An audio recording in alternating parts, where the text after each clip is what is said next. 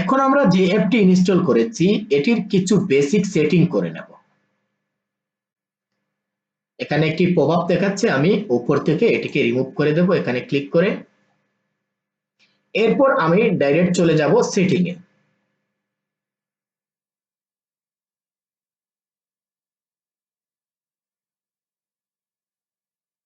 Setting থেকে price রুলে click করব।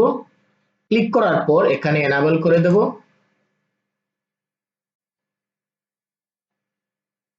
এরপর এখানে আমাদের প্রাইস রুল সেট করে দেব। আমি এখানে ক্লিক করলাম, তারপর গুণে ক্লিক করলাম, তারপর এখানে 1 দেওয়া আছে, আমি এখানে 2 3 দিয়ে দেব। এরপর আমি এখানে গুণ দেব, এরপর 1 2 3 4 দেব, এরপর সেভে ক্লিক করব। এখন এটি কিভাবে কাজ করে, এখন দেখো আমি গুণ দিয়েছি 3। এখন মনে করো একটি প্রোডাক্টের প্রাইস হচ্ছে $5। এখন 5 এর সাথে যদি আমরা 3 গুণ করি তাহলে $15। আর কম্পেয়ার প্রাইস হচ্ছে যে আমরা অনেক সময় দুটি প্রাইস দেই, একটি মেইন প্রাইস আর একটি সেল প্রাইস। তখন কি হবে, এই প্রোডাক্টের প্রাইস $20 হবে, কিন্তু $20 থেকে বর্তমানে সেল করছি $15 এরকম দেখাবে। এটি যদি আমরা রাখতে চাই তাহলে এখানে এনাবল রাখবো, আর যদি রাখতে না চাই তাহলে এই টিক মার্কটি এখান থেকে তুলে দেব। ঠিক আছে, এটা প্রথমেই সেট করে নিতে হবে। যখন আমরা যে ক্লায়েন্টের জন্য কাজ করি না কেন এখান থেকে সেট করে নেব। এখানে 3 দিতে পারি, বা ক্লায়েন্ট এর চেয়ে যদি বেশি চায় তাহলে এর চেয়ে বেশি দিতে পারি। সে হয়তো 4 গুণ চাচ্ছে, ওকে এখান থেকে দিতে পারি, আর যদি কিছু না বলে তাহলে আমরা এরকম দিয়ে দেব। ঠিক আছে, এরপর এখানে শিপিং এ ক্লিক করলাম। মনে করো আমি ইউনাইটেড স্টেটে শিপিং করতে চাচ্ছি, আমার ক্লায়েন্ট হচ্ছে ইউনাইটেড স্টেট, সেই ইউনাইটেড স্টেটে মূলত ড্রপ শিপিং করবে। তো এখান থেকে আলি এক্সপ্রেস স্ট্যান্ডার্ড শিপিং দেওয়া আছে, এটি তোমাদের এখানে থাকতেও পারে, এরকম নাও থাকতে পারে। যদি না থাকে মনে করো আমি এখান থেকে রিমুভ করে দিলাম এটিকে।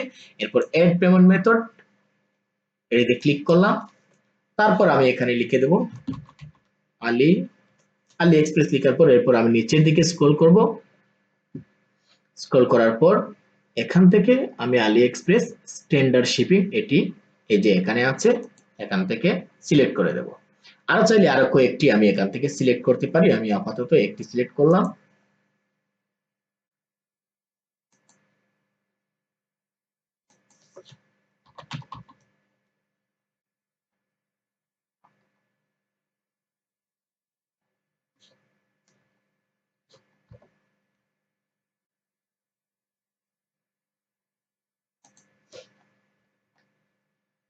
এরপর আমি এখান থেকে প্রোডাক্টে ক্লিক করব।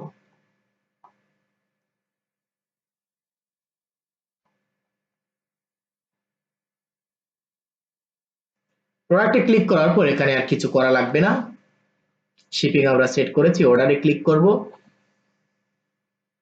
এই জায়গায় এখানে একটি টেক্সট দিয়ে দিতে হবে। এখন আমি যে প্রোডাক্টটা আমার স্টোরে ইনপুট করছি, এরপর আমার ওয়েবসাইট থেকে একটা ক্লায়েন্ট অর্ডার মানে কাস্টমার অর্ডার করছে। এখন যদি মনে করো আলি এক্সপ্রেস এর লোগো দিয়ে সে শিপ করে দেয়, আমার কাস্টমারের কাছে পাঠিয়ে দেয়, এবং আমি বিক্রি করছি $20, সে যদি এখানে দিয়ে দেয় $5, তাহলে হলো অনেক সমস্যা হয়ে যাবে। ওই কাস্টমার পরে আর কখনো অর্ডার করবে না। এর জন্য আমরা এই জায়গায় একটি সাপ্লায়ারকে নোট লিখে দিব যে আমি একজন ড্রপ শিপার, তুমি কোনো ধরনের ইনভয়েস এড করো না। আরো অনেক কিছু লিখে দেওয়া যায়, তবে আপাতত এরকম একটা টেক্সট এখানে দেওয়া আছে।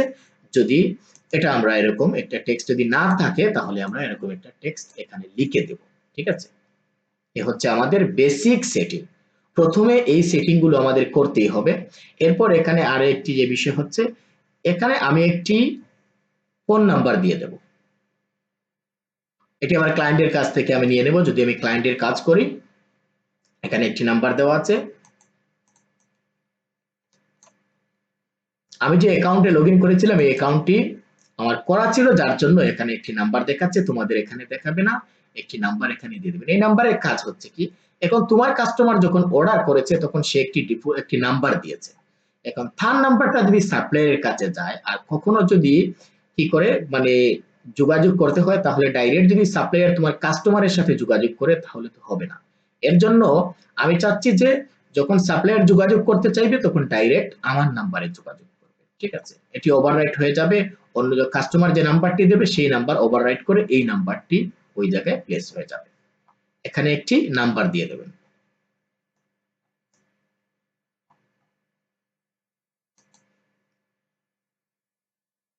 আর এখানে যেরকম আছে এরকম থাকবে। অ্যাকাউন্টে স্টাফ আমরা চাইলে অ্যাড করতে পারবো।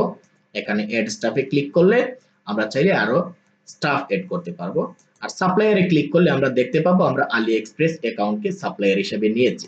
তো এখানে আলি এক্সপ্রেসে একটি অ্যাকাউন্ট তৈরি করতে হবে।